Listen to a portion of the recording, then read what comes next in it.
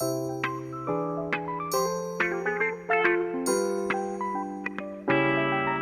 to yet another enlightening and historic episode of What's It Worth, the antique appraisal show on the road from our place to yours. I'm your host, Vanessa White from London, representing that renowned antique auction company, Sotheby's. Today, we're back again to Carolina Arbors, talking with their residents about the brilliant Arbor antiques. We've received so many letters and requests that we had to come back here for our fans. So cheers for that. As always, we have our certified antiques appraiser, Colonel Cal, from his Austin Heritage Antiques auction house. Well, howdy, partner.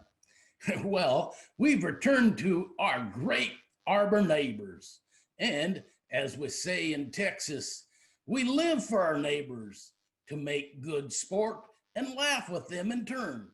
So let's find out what unique collectibles our Carolina Arbors neighbors have brought us. And I'll let you know what's it worth. Our first Carolina Arbors resident is Susan, who brings us a special antique glass bowl with a 3-flower vase insert. But what makes this a vintage collectible is that the piece is made of milk glass, which is a very popular collectible these days, since it comes from the Depression era. I'm sure that Colonel Cal will also be able to tell us a lot about this. Good day, Susan. Thank you for bringing us your piece. So tell us what it means to you. Hi, Vanessa and Colonel Cal. I brought this milk glass bowl with 3 unique large flower vases, or vases as we say, built into the middle. It's very special to me.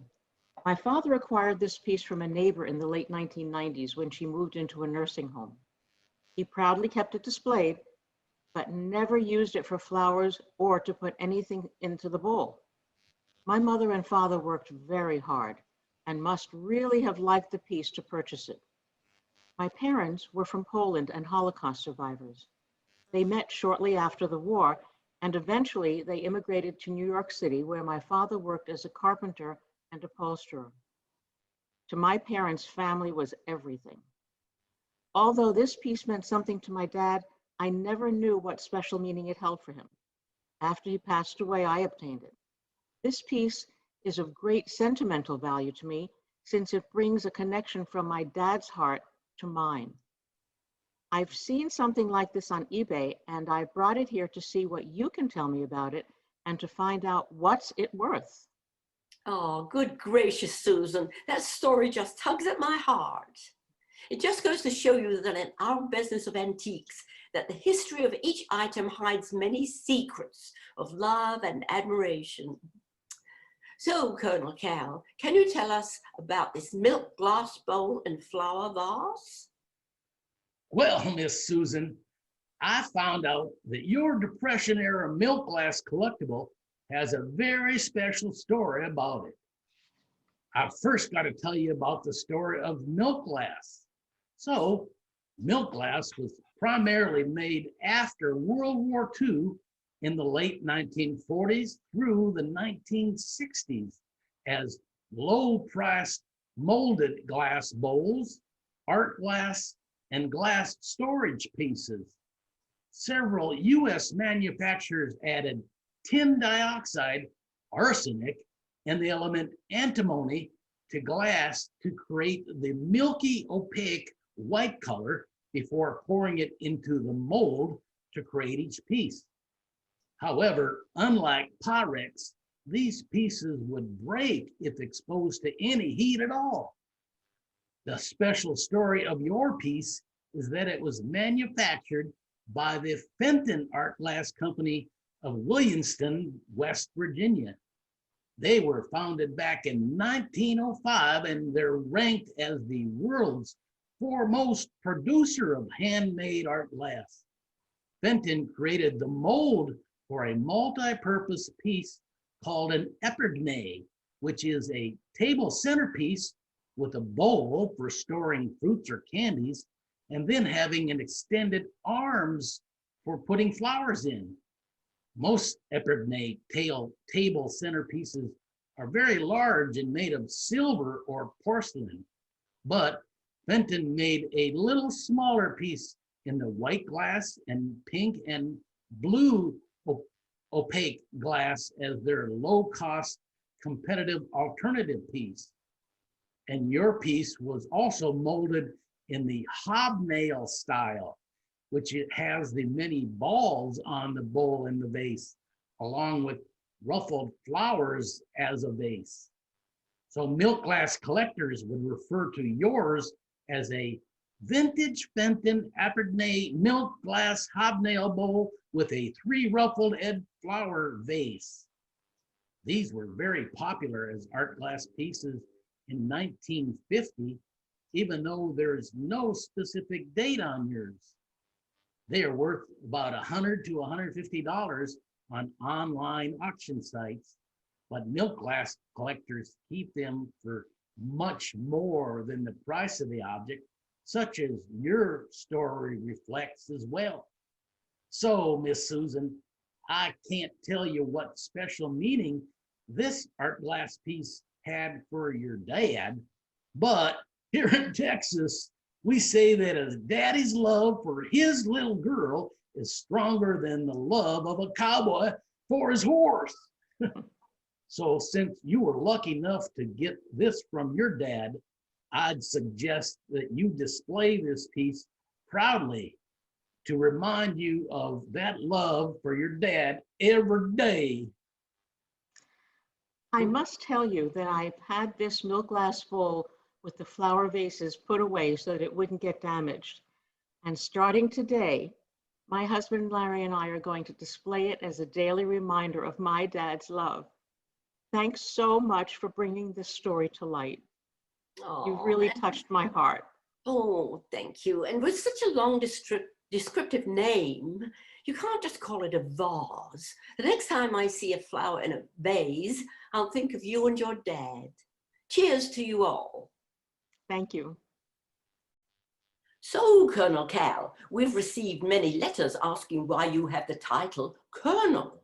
Can you provide to our fans your answer and background on that? Well, I sure can. Could you all have guessed that my being referred to as a colonel goes back to the Civil War? But I'm not a military veteran at all. Currently, I'm a certified auctioneer at the Austin Heritage Auction House. But my story starts during the Civil War when Union troops captured stocks of goods as spoils of war in the South. It was then up to the head Army colonel to dispose of those goods, which was done by him auctioning them to the highest bidder. So over time, the use of the name colonel was used in respect by the auction bidder to the one auctioning the item. Nowadays, the auctioneers have been certified and are judged in special contests for their auctioneering skills, and they then use colonel still in their name. I followed in the footsteps of my granddad, Colonel Al, from the Houston Heritage Auction House. And I started at the Austin Heritage Auction House by auctioning longhorn cattle prior to my focus on antiques. Well, thanks, fans, for the question.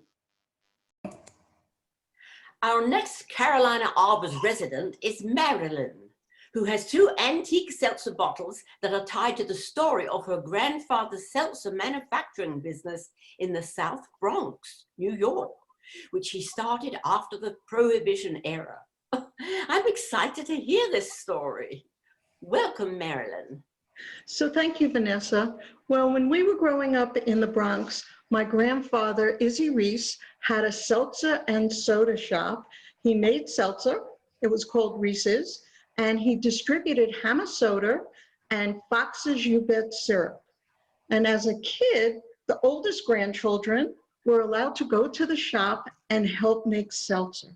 So what a wonderful experience. We got to go ride on the carts that the seltzer cases were put on. We got to help the men make seltzer. Can you imagine today allowing any kid in a manufacturing plant like that? No way. Well, the seltzer was delivered every week in these wonderful cases, and it was just a wonderful experience for us. And at the end of the day, after working very hard making seltzer, my granddad would allow us to pick any drink we wanted off the shelf. Well, I hated seltzer and I hated soda. So every week I picked a bottle of Fox's You Bet syrup to take home. And my granddad could never convince me to do anything else. So I brought you two seltzer bottles that my mom gave me after my granddad retired and sold the shop. One is from a company called the Miami Beverage Company, and the name is on the bottle and it's on the siphon. And the other is called the White Eagle Company. And I just don't know anything about these bottles. So what I'm wondering about is what's their worth? Ooh, so Colonel Cow, this seems to be a story about items that are local to the New York Bronx. I'm not sure what you could tell us, since I don't think that you have a weekly seltzer delivery in Texas. Well, Miss Vanessa, I'm more of a weekly Lone Star beer type of Texan. However, seltzer water was made and distributed by local New York seltzer companies like the Reese's Company from filtered tap water and by adding CO2 to make it bubbly. Then it was put into these sanitized 25 or 26 ounce siphon bottles for distribution around the city. The consumption of seltzer was a very popular product, particularly in the New York area in the post-Prohibition era. These originated from European culture and carried to those immigrants migrating to the several New York boroughs. Several of these colored seltzer bottles and the taps were manufactured in Czechoslovakia in the early 1960s, such as this blue glass and green glass bottles. So say that they're worth up to $50 each for New York collectors of seltzer bottles. Well, thanks, Cal, but you know, the money doesn't mean much to me. My gramps, Izzy, and my grandmother, Bessie, gave us wonderful, wonderful memories. So I'm happy to hang on to these, but I'd like to share something else with you. And that's something called a New York egg cream. And you take 1 part seltzer and you take 1 part milk and you take lots of Fox's You Bet chocolate syrup and you stir it up and you have this wonderful cold drink that you can then enjoy. Oh, bloody good, my dear. That sounds more refreshing than a cup of tea. Thanks for bringing this unique item to us. Thank you. Our next Carolina Arbors resident is Sally, who has a similar story as many of us who have found a special beat-up antique piece of furniture and had high hopes of restoring it to be worth many times what you paid for it.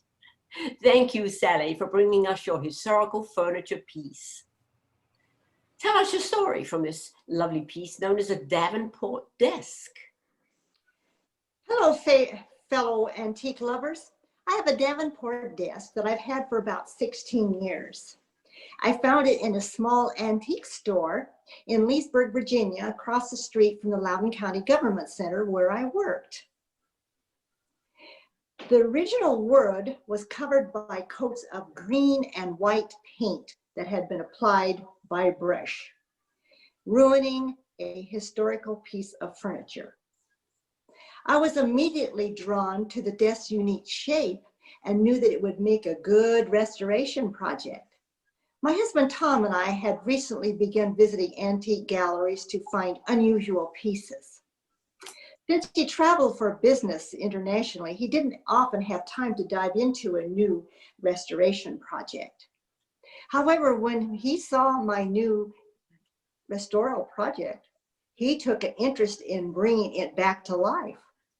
The first challenge was removing that awful paint from the many nooks and crannies. The longer we worked in this overwhelming task, the more we began to realize the uniqueness of the desk. I offered encouragement and was the go-to gal and the cleanup person, but I did also help try to get some of that paint out of the crevices. We worked meticulously with toothbrush on the legs and all that stuff embedded in all the detail. We replaced the pull handle knobs and the hinges hardware, along with a new leather writing pad, which hadn't been on it when I got it. He then put a specially mixed fresh finish over the mahogany wood to make this project reflect the top-notch way that he did his work as an owner of water engineering company providing unique real-time data to foreign businesses. He always looked at this desk as his best refinishing project, even though it was the only one he actually ever refinished. Most of his projects were designed by him and built by him. He's been gone for about 10 years now, but I have this Davenport desk in my dining room. I don't really use it as a writing desk. It keeps little items that are used on the dining table.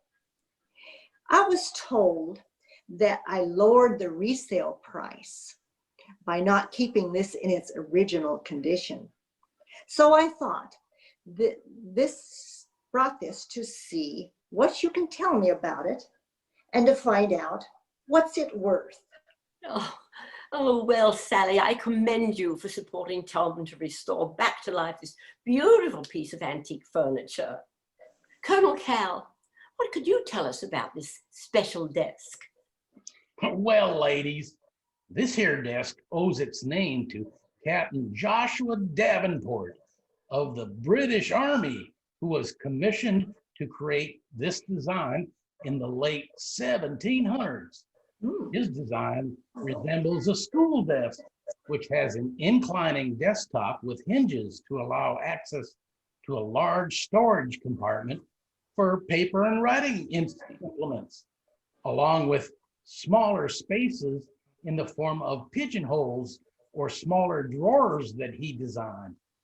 This Davenport desk also has side drawers on both sides, which hold up the back of the desk, and that increases the value for sure.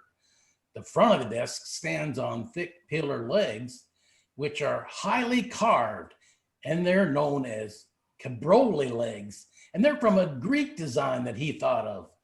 There were only a few manufacturers in the New England region that were popular in the late 1800s and early 1900s, which is what I estimate when this desk was made.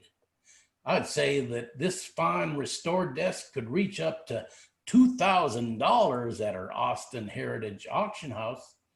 However, ma'am, selling this in the New England region may bring you even more since it's very popular there. So, Miss Sally, I really commend your husband, Tom, and you for putting so much love and detailed hard work to make a silk's purse out of a sow's ear, as they say here in Texas. There's no doubt that the value of this was certainly increased. Thank you both for your great feedback. I've since taken on several other enjoyable crafts and don't restore antiques any longer, as I don't have the room, but I still enjoy antique browsing. I keep this Davenport desk to remind me of Tom, who was so detailed and driven to create something unique. Oh, I would say that this story is a great encouragement to all of the other antique lovers to take challenge to create a hidden gem from the rock that you have found. And lastly, we have a Carolina Arbors resident who brings not only an antique, but something that is a unique part of US history that movies have been made about. We will have to see if Colonel Cal has ever appraised criminal antiques. Hello, Steve. I'm not sure if I can say thanks for bringing your item. Tell us what you have and the very historical story that comes with it. Hi there, guys. So I've inherited from my Uncle Alston Purvis, the son of famous FBI agent Melvin Purvis, these handcuffs used on John Dillinger, the infamous leader of the Dillinger gang who robbed 24 banks, 4 police stations, and escaped captivity twice. These handcuffs were used to restrain Dillinger when he was jailed in Crown Point, Indiana County Jail. He had them on when he escaped the jail, and the other criminal, Herbert Youngblood, on January 30th, 1934. There's been several movies such as Public Enemies made at the famous jailbreak where the local police boasted that it was escape proof. But I've got the local newspaper picture taken that day showing Dillinger wearing these handcuffs during his escape. My great uncle Melvin was the head FBI agent called in to lead the manhunt for capturing Dillinger and investigate how he escaped. That is when he obtained these handcuffs as evidence. Great Uncle Melvin gave them to his son, my Uncle Alston, when he was in poor health before dying in 1960. Uncle Alston gave them to me in 2010 to honor my retirement from my law enforcement career in the Air Force. However, the handcuff key used to unlock these is never recovered. I think they are useless. The events are also thoroughly documented in Uncle Alston's book, The Vendetta, which was published in 2005. Steven, I'm ready to go. Since they aren't workable, I'm not sure if they are valuable, so I hope you can tell me what's it worth? Oh, this is brilliant, Colonel Cal. Having the independent associated documentation, it must bolster Steve's case to validate the authenticity of this antique used in a specific place at a specific time in history that is famous. Is this a valuable collectible even though it's not in working order? Oh, Steven. Well, my English friend, this ain't your normal Jackie Robinson baseball trading card. However, criminal collectibles and crime memorabilia have their unique fans and followers on several auction sites on the dark web. But I don't recommend that our neighbors go there at all. So I'd say that, Honey, I've been waiting and waiting to take you out to dinner. Do I need to arrest you? Wait, there's no key for them. I'm stuck. What's Uncle Alston gonna say? well, I guess he's got you wrapped up for sure. Oh, should we call a locksmith to help you? Do we need to call a local police or the county sheriff? Oh, shall I ring up the FBI? Well, I guess you could say goodbye to that dinner, dear. Oh my. I guess there are some times that antiques have a life of their own. Well, that brings us to the close of another episode of our antique appraisal show on the road here at Carolina Arbors again. I'm your host, Vanessa White from Southern Bees, with our talented appraiser, the Colonel Cal, out of his Austin Heritage Antiques auction house. So the next time you're thinking of throwing your latest collectible item into the rubbish, keep it around so we can tell you what it's worth. Cheers. Until the next time that we're looking at your collectibles, so long, partner.